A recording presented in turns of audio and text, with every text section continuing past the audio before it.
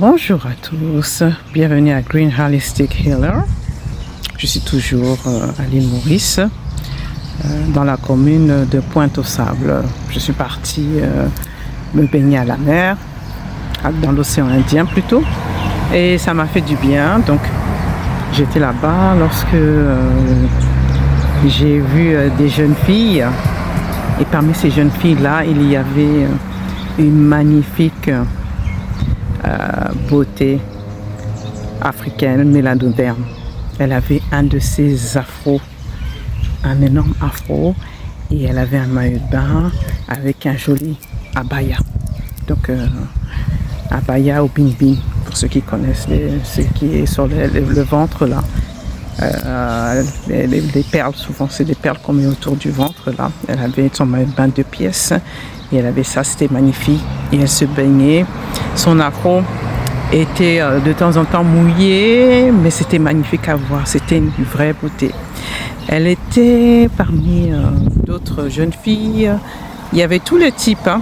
Donc il y avait certaines qui étaient typées indiennes, d'autres qui faisaient métis, d'autres qui faisaient coulis, donc voilà, qui faisaient antillaise. Donc et j'étais contente de voir cette beauté là avec une belle peau mélanoderme.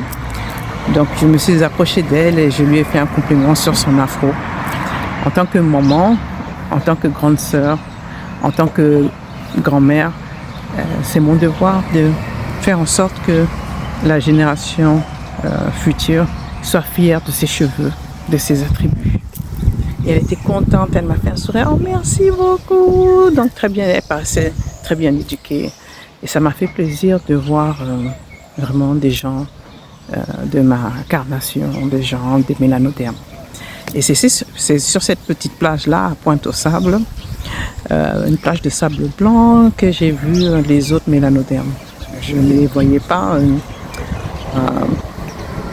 à Port-Louis, mais là, je les ai vus, donc ils sortaient, donc je voyais des gens vraiment comme moi, qui faisaient du sport, qui se baignaient. Ça fait plaisir. Bon, je me mets en mode vacances parce que le soleil, il tape énormément ici. Donc, vous voyez comment je suis. Donc, ça me va très bien. Et comme vous savez, j'aime beaucoup les couleurs. Alors, comment est-ce que ça me va? Donc, quand je suis arrivée ici, j'avais ces lunettes-là avec une tenue marron, une tenue africaine, une robe africaine marron. Donc, c'était la classe. Je suis toujours là, très classe. Hein. Voilà, j'adore.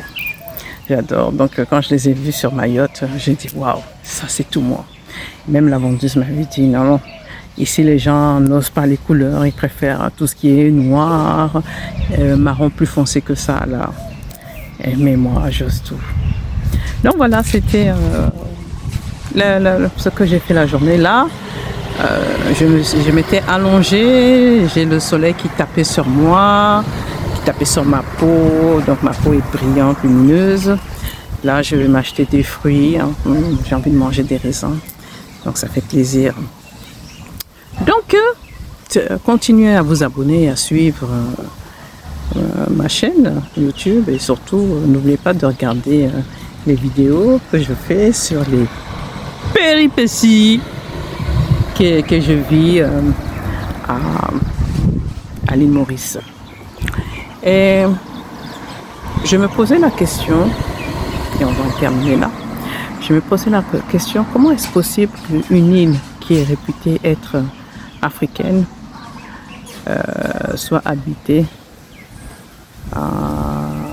en majorité, en quasi-majorité, par une population asiatique, plus précisément indienne.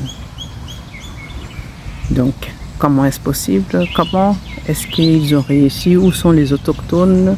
Et est-ce qu'il y a une politique pour que les autochtones disparaissent ou soient minoritaires, ou ils ne sont pas minoritaires mais ils ne sont pas vers la capitale, vers les lieux touristiques? Peut-être c'est ça. Peut-être qu'ils ne sont tout simplement pas dans les lieux touristiques. Donc je vais un peu visiter l'île Maurice, je vais aller dans un autre lieu. Je vous fais la surprise, vous le saurez. À très bientôt. Bye bye. passe une bonne journée. Vous aussi, j'espère. Profitez de ces vacances. Mouah.